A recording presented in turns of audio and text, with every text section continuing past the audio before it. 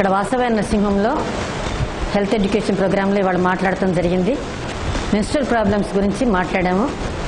ప్రతి ఒక్క ఆడపిల్ల మెన్సెస్, నార్మల్ మెన్సెస్ అంటే ఏమిటి, ఎన్ని రోజులకి బయట అవ్వాలి, ఎంత బ్లీడింగ్ అవ్వాలి, అబ్నార్మల్ మెన్స్ట్రుయేషన్ అంటే ఏమిటి అనే అవగాహన గురించి మాట్లాడాము ఈరోజు. ప్రతి ఆడపిల్ల కూడా 11 ఏళ్ళకి మెచ్యూర్ అవుతారు, ఫస్ట్ మెన్స్ అవుతారు. నెల నెల కరెక్ట్గా బయట అవ్వడం అనేది ఇంపార్టెంట్. అంటే 28 రోజులు అవ్వచ్చు, 30 రోజులు అవ్వచ్చు, +- 5 days తీసుకోవచ్చు. ఆ విధంగా అవ్వచ్చు. బయట అయినప్పుడు 5 రోజులు కానీ మ్యాక్సిమం 7 days అవ్వచ్చు. అది కూడా ఎక్కువ బ్లీడింగ్ అవ్వకూడదు. దాదాపు 80 ml కానీ 100 ml కానీ, అంటే రోజు తను చూసుకుంటే కనుక మొదటి రోజు కొంచెం బ్లీడింగ్ అవుద్ది, రెండో రోజు ఒక 3 డైపర్స్ అవ్వడానికి అవకాశం ఉంటుంది, మూడో రోజు 2-3 అవ్వచ్చు, అక్కడ 4వ రోజు నుంచి తగ్గిపోవాలన్నమాట. అలా కాకుండా ప్రతి రోజు బ్లీడింగ్, 10 రోజులు బ్లీడింగు, నెల రోజులు బ్లీడింగు, 6 నెలల బ్లీడింగ్ అనేది చాలా అబ్నార్మల్ కింద తీసుకుంటాం. నెల మెన్స్ట్రుయేషన్ డ్యూరేషన్ చెప్పాం, ఎన్ని రోజులు అవ్వాలి, ఎంత అమౌంట్ చెప్పాం. అలాగే పెయిన్తో అవి ఉండకూడదు. మెన్స్ అయినప్పుడు ఫస్ట్ డే కొంచెం పెయిన్, అది చిన్న వయసులో అవ్వచ్చు, 1 or 2 hours పెయిన్ ఉండొచ్చు, అది మళ్ళీ మాత్రలు వాడగానే తగ్గిపోవాలి. అలా కాకుండా ఎక్కువ పెయిన్ బయట వచ్చే ముందు, బయట వచ్చిన తర్వాత, బయట ఆగిపోయిన తర్వాత కూడా సివియర్ పెయిన్ ఉందనుకోండి, అది చాలా ప్రమాదమైన జబ్బు, ఎండోమెట్రోసిస్ అని అంటారు.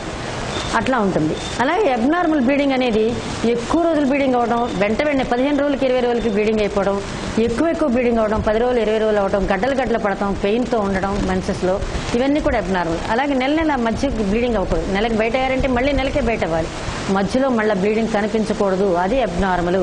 అలాగే భార్యాభర్తలు కలిసిన వాళ్ళకి బ్లీడింగ్ కనిపించకూడదు. మెన్సెస్ ఆగిపోతుంది, 45-50 ఏళ్ళకి మెనోపాజ్ వస్తుంది.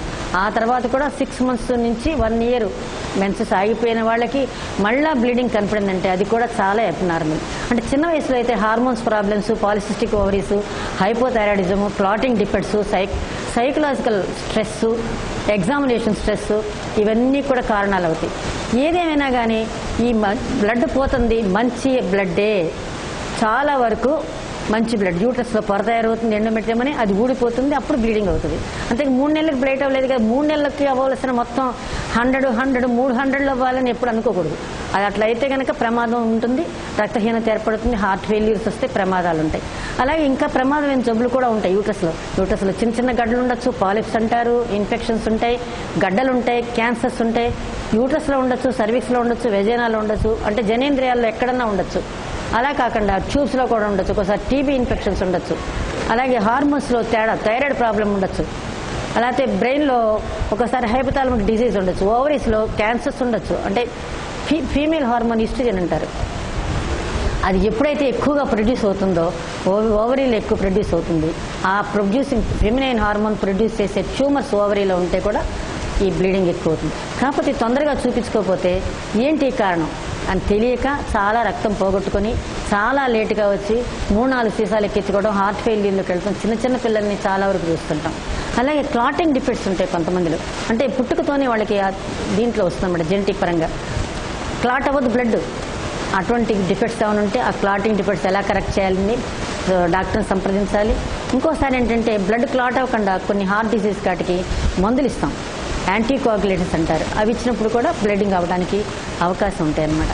ఇవన్నీ చాలా రకరకాల ప్రాబ్లమ్స్ ఉంటాయి. ఏదేమైనా అబ్నార్మల్ మెన్స్ట్రుయేషన్ అంటే ఇమీడియట్గా డాక్టర్ని చూపించుకోవడం.